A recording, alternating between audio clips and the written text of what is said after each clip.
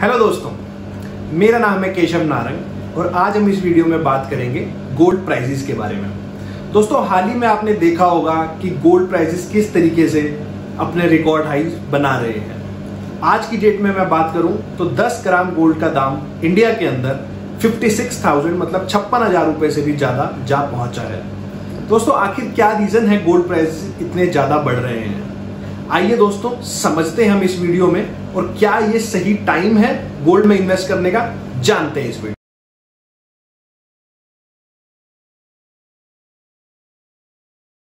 दोस्तों, सबसे पहला रीजन जो मुझे समझ में आ रहा है, जिसके बारे में हम बात करेंगे, पहला रीजन है जीरो इंटरेस्ट रेट्स। दोस्तों, अगर मैं आज की डेट में ग्लोबली और इंडिया के अंदर देखें तो पिछले कुछ महीनों से, जब से कोरोना वायरस स्टार्ट हुआ है, इंटरेस्ट रेट बहुत डिक्लाइन हुए हैं। इंडिया के अंदर बात करें तो लगभग 1.5 से 2 बेसिस पॉइंट की आरबीआई ने यहां पर इंटरेस्ट रेट में रिडक्शन कर दी। और अगर ग्लोबली बात करें तो कुछ ऐसे भी देश हैं जहां पर नेगेटिव में इंटरेस्ट रेट्स चले गए हैं, या अगर हम यूएस की बात करें तो जहां पर लगभग जीरो इंटरेस्ट रेट पॉलिसी चल रही है, जो वहां के रिजर्व बैंक मतलब फेडरल रिजर्व ने 2022 तक का उनका अनुमान है कि इंटरेस्ट रेट उनकी इकोनॉमी में लगभग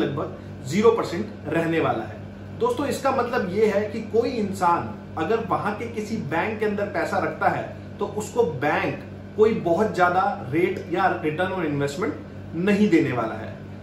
जिसकी वजह से मुझे ऐसा लगता है कि बहुत सारा ऐसा पैसा जो बैंक्स के अंदर पड़ा है वो सेफ हेवेंस या दूसरे अल्टरनेट इन्वेस्टमेंट सोर्सेज की तरफ शिफ्ट होगा, जिसमें से एक एसेट क्लास गोल्ड भी है, जिसकी वजह से मार्केट में गोल्ड की डिमांड बहुत ज्यादा बढ़ गई है। और इस डिमांड को पूरा करने के लिए इन प्राइसेस में बहुत ज्यादा शार्प इंक्रीज हमने देखा है। दूसरा रीजन जो मुझे लगता है वो है स्टिमुलस पैकेज बाय गवर्नमेंट्स, मतलब कि आर्थिक पैकेज। दोस्तों, पिछले 3 से 4 महीने से जब से ये कोरोना वायरस शुरू हुआ है और उसके बाद जिस तरीके से पूरी दुनिया के अंदर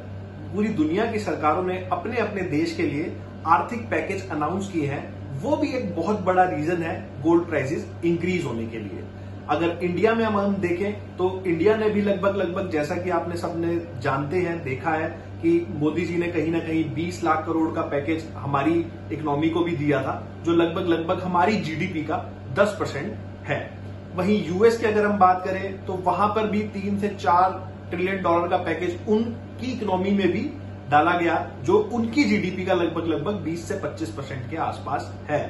अब दोस्तों, जब इतने बड़े स्तर पे ये सरकारें इकोनॉमी में पैसा डालती हैं, तो ये सरकारें किसी तरीके का कोई बिजनेस नहीं करती हैं जहां से ये पैसा लेके आएंगी। ये पैसा जो ये लाती हैं या तो इनकी टैक्सेस की इनकम होती है, और मेजरली या फिर इनकी जिन कंपनीज के अंदर इन्वेस्टमेंट्स है वहां से किसी तरीके की इनकी अर्निंग आती है। तो दोस्तों, इस सारे पैसे जो आर्थिक पैकेज की रिक्वायरमेंट को पूरा करने के लिए या तो एक गवर्नमेंट अपने टैक्सेस में इंक्रीमेंट करेगी या फिर किसी तरीके का कोई बोरोइंग करेगी। बोरोइंग करने के लिए मतलब कि उधार लेने के लिए ये अपने सेंट्रल बैंक के पास जा सकती है, जहां से वो पैसा उधार लेगी और वो सेंट्रल बैंक, उस देश का सेंट्रल बैंक उतना पैसा नया प्रिंट करके इकोनॉमी के अंदर डाल देगा। दोस्तों, 1971 से पहले की अगर हम बात करें तो उससे पहले दुनिया के अंदर एक गोल्ड स्टैंडर्ड होता था, मतलब कि वहां उस देश का सेंट्रल बैंक या पूरे दुनिया के अंदर जितने भी सेंट्रल बैंक्स थे वो उतना ही करेंसी प्रिंट कर पाते थे जितना कि उनके पास गोल्ड होता था, मतलब कि पूरी दुनिया की करेंसी बैक्ड बाय गोल्ड थी। बट 1971 के बाद गोल्ड स्टैंडर्ड हट गया यूएस के अंदर, जिसकी वजह से अब ऐसी कोई आपके पास बाउंडेशन नहीं है कि आप गोल्ड के इक्विवेलेंट ही करेंसी प्रिंट कर सकते हैं, जो भी एक बड़ा रीजन है इन स्टिमुलस पैकेजेस के बाद गोल्ड के प्राइसेस इंक्रीज होने का। दोस्तों, तीसरा जो रीजन मुझे समझ में आता है वो है बॉन्ड यील्ड्स। दोस्तों, अगर हम बात करें यूएस के अंदर, वहां बॉन्ड के अंदर आप पैसा डालते हैं, जो कि मोस्ट सिक्योर बॉन्ड अगर माना जाता है वो है वहां के सेंट्रल बैंक का बॉन्ड। वो है लगभग आपको 63 पैसे 10 साल के बाद आपको इंटरेस्ट रेट पे दे देता है। मतलब कि अगर आज 100 रुपए मैं यूएस फेडरल के बॉन्ड में डालता हूं तो मेरे को 10 साल के लिए वो 63 पैसे का इंटरेस्ट देगा, जो कि बहुत ज्यादा कम है, जिसकी वजह से वो सारे इन्वेस्टर्स जो बॉन्ड मार्केट के अंदर थे वो सारे धीरे धीरे मूव होना स्टार्ट हो गए हैं और सेफर एवेन्यूज या और नए एसेट क्लासेस की तरफ मूव हो रहे हैं, जिसमें से गोल्ड भी एक एसेट क्लास है, जिसकी वजह से गोल्ड के अंदर भी डिमांड बहुत ज्यादा ग्लोबली बढ़ गई है और जिसकी वजह से उसका प्राइस इंक्रीज होता जा रहा है। दोस्तों, चौथा रीजन जो यहां पर हमें समझ में आता है वो है अनसर्टेनिटी और स्टॉक मार्केट क्रैश। दोस्तों, इस पेंडेमिक की वजह से जिस तरीके से पूरी दुनिया की स्टॉक मार्केट्स मार्च के महीने और अप्रैल के महीने में जिस तरीके से क्रैश हो गई, अगर आप यहाँ निफ्टी इंडिया की बात करें तो लगभग 12,500 का इंडेक्स लगभग 7500 पे आ गया और ग्लोबली भी आप बात करें तो 40 से 50% तक मार्केटें अपने हाई से नीचे आ गई, जिसकी वजह से मार्केट के अंदर एक अनसर्टेनिटी और एक पैनिक का माहौल क्रिएट हो गया और वो सारे इन्वेस्टर जो इक्विटी में थे, जो स्टॉक मार्केट में इन्वेस्ट करते थे, वो धीरे धीरे अपने सेफर एवेन्यूज की तरफ मूव होना स्टार्ट हो गए। और अगर हम गोल्ड की बात करते हैं तो गोल्ड सबसे सेफ हेवन माना जाता है among the all the asset classes. तो धीरे धीरे वो पैसा भी धीरे धीरे गोल्ड की तरफ मूव होना स्टार्ट हुआ, जिसकी वजह से मुझे ऐसा लगता है कि बहुत ज्यादा डिमांड धीरे धीरे बढ़ गई गोल्ड की और उसके प्राइसेस भी धीरे धीरे बढ़ते जा रहे हैं। दोस्तों, पांचवा रीजन जो मेरे को समझ में आता है वो है central banks buying in gold. दोस्तों, अगर इस डेटा को मैं देखूं तो लास्ट 50 साल का अगर हम डेटा यहां पर उठाएं तो दुनिया के अंदर सारे सेंट्रल बैंक्स ने मिलके पिछले 10 साल में सोने की सबसे ज्यादा खरीदारी करी है। 2019 के अंदर सारे सेंट्रल बैंक्स ने लगभग 600 टन सोना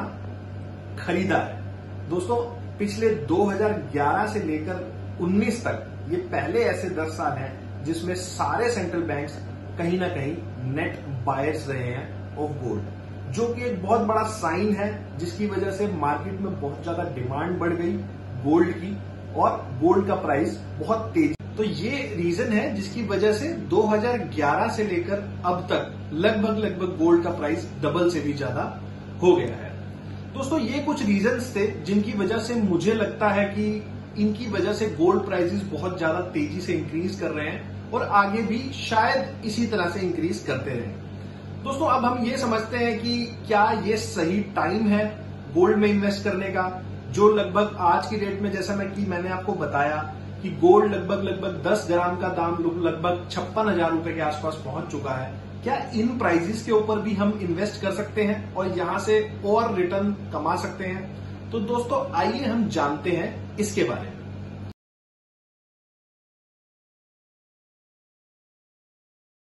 तो दोस्तों, इसको समझने के लिए हम यहां पर 2 पॉइंट ऑफ व्यू अपने रखेंगे। 2 व्यू में हम देखेंगे कि क्या ये सही टाइम है, क्या ये सही मौका है इस समय गोल्ड में इन्वेस्ट करने का। दोस्तों, पहला मेरा व्यू होगा वो है टेक्निकल व्यू, जो चार्ट के बेस पर होगा। तो दोस्तों, गोल्ड का अगर पिछले 15 साल का मैं चार्ट आज की डेट में देखता हूं, जो कि आपके सामने अभी आपको दिख भी रहा है,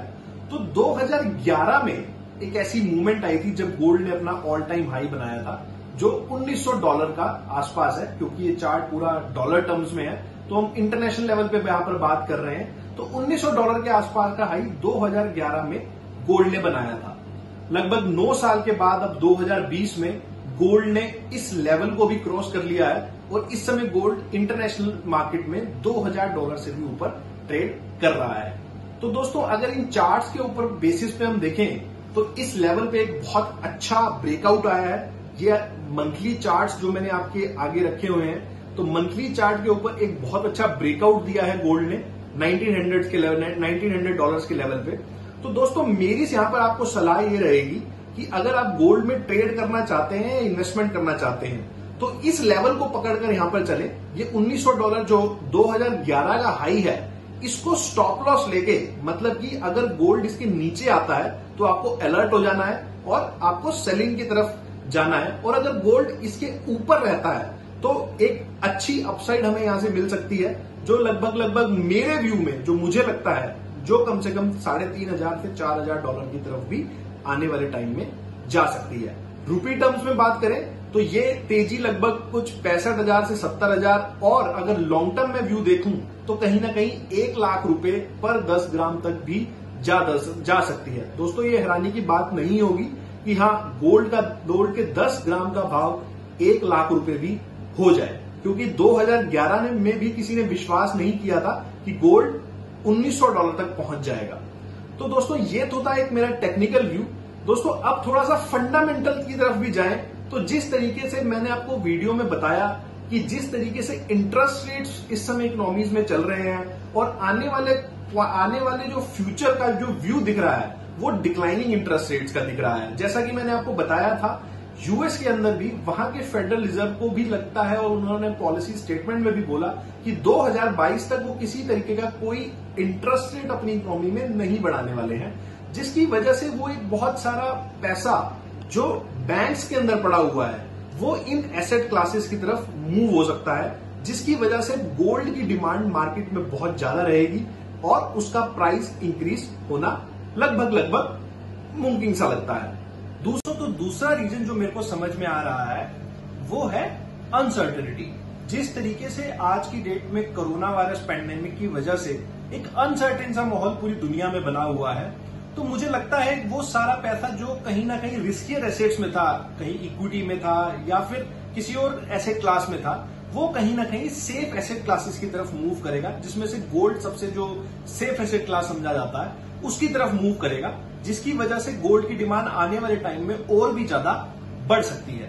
दोस्तों ये कुछ व्यू थे, जैसा मैंने आपको बताया फंडामेंटल और टेक्निकल दोनों ही व्यू इस समय दोनों ही अपने इंडिकेटर्स ये इंडिकेट कर रहे हैं कि यहां से गोल्ड का प्राइस और भी ऊपर जा सकता है और एक बुलिश सेंटीमेंट यहां पर गोल्ड ने बनाया हुआ है। तो दोस्तों मेरी आपको यहां पर सलाह रहेगी कि अगर $1900 के नीचे अगर आता है, जैसा कि मैंने आपको टेक्निकल चार्ट्स में दिखाया, तो हमें यहां पर थोड़ा सा अलर्ट होना है क्योंकि वहां से ट्रेंड रिवर्सल भी आ सकता है। लेकिन अगर उसके ऊपर गोल्ड ट्रेड करता है तो मुझे लगता है यहां से $3500 से $4000 के टारगेट भी गोल्ड अचीव कर सकता है। तो दोस्तों अगर आप लॉन्ग टर्म के लिए यहां पर गोल्ड को बाय करना चाहते हैं तो यहां से आप इन लेवल्स पे बाय कर सकते हैं और अपना एक स्टॉप लॉस लेके $1900 को उसको वॉच कर सकते हैं। तो दोस्तों ये वीडियो हम यहीं समाप्त करेंगे।